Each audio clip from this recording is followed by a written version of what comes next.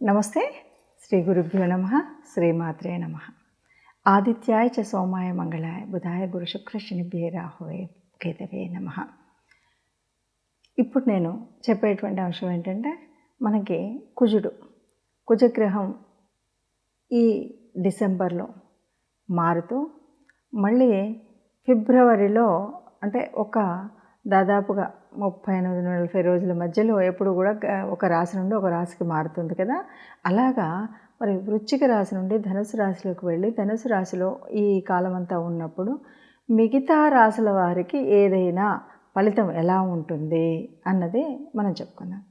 దాంట్లో భాగంగా చూస్తే కనుక కుజుడు అంటే మీకు తెలుసు, భూమిపుత్రుడు కుజుడు. మంగళుడు, ఈయన వర్ణం చూస్తే ఎరుపు. ఇక్కడ కుజుడికి సంబంధించినంత వరకు మనకి ఏముంటుంది అంటే, ఒక కోపానికి ప్రతీక, ఒక సైన్యాధిపతి మనం చెప్పేటువంటిది రక్షణకి. కానీ ఆ రక్షణలో కూడా కొంచెం తొందరగా నిర్ణయం తీసుకునేటువంటి పరిస్థితి.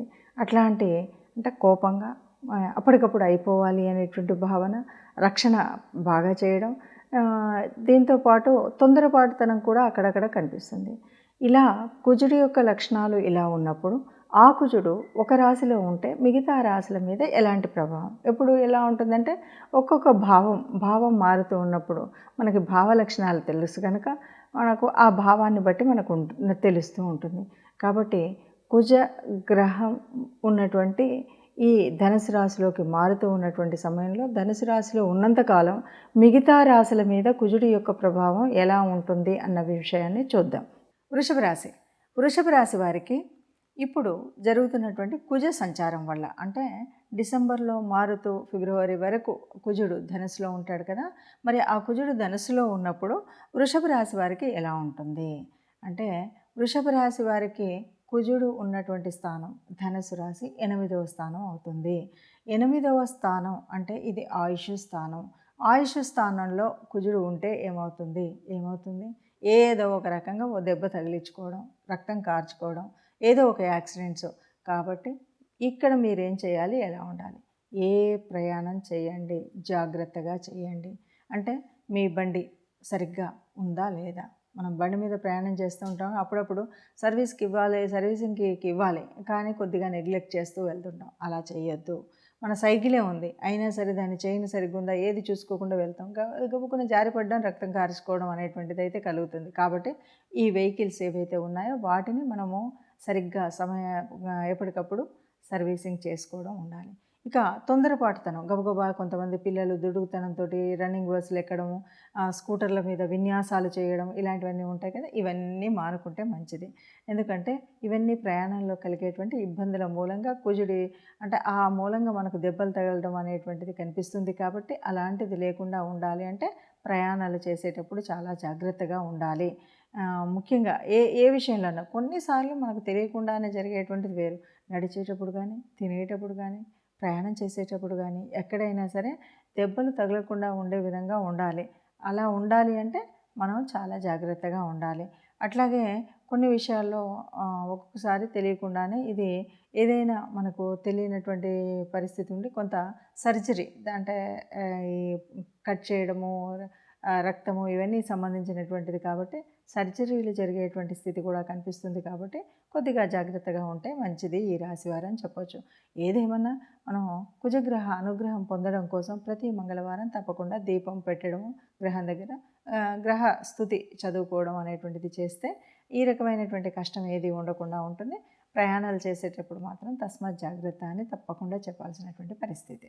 ఇప్పుడు మనం విన్నదాన్ని బట్టి ఈ రాశులకు కుజుడి యొక్క ప్రభావం ఇలా ఉంటుంది అని తెలుసు. కాబట్టి తప్పకుండా మనం చేయవలసినటువంటి కొన్ని పరిహారాలు చేసుకున్నట్టయితే ఈ కుజుడు ధనుసు రాశిలో ఉన్నంతకాలం మనం హాయిగా ఉండొచ్చు అని చెప్పడానికి కొన్ని, ముఖ్యంగా నవగ్రహ మండపానికి వెళ్ళినప్పుడు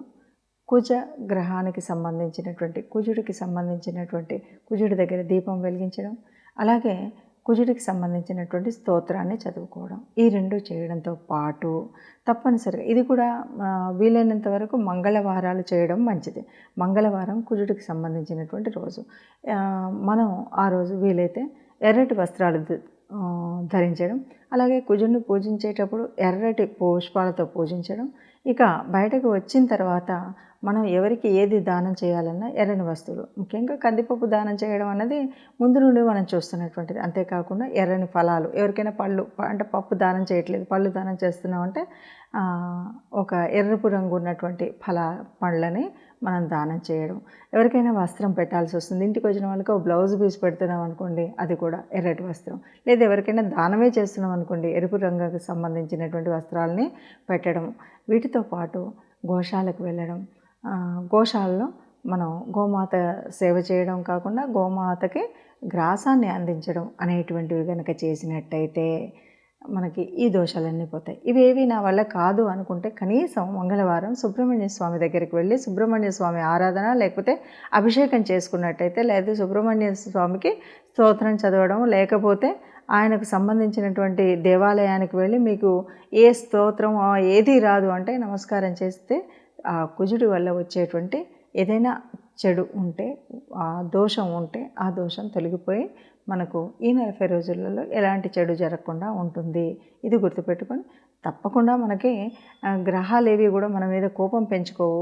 ఏ గ్రహం కూడా కోపాన్ని కాదు, మనకున్నటువంటి పూర్వపుణ్య ఫలితమే ఇక్కడ అనుభవిస్తాం. కాబట్టి అది దృష్టిలో పెట్టుకొని గ్రహాల అనుగ్రహం కోసం తప్పనిసరిగా మనం గ్రహ ఆరాధన చేయడం అన్నది మర్చిపోకుండా ఉంటే సుఖంగా ఉంటాము. విన్నారుగా?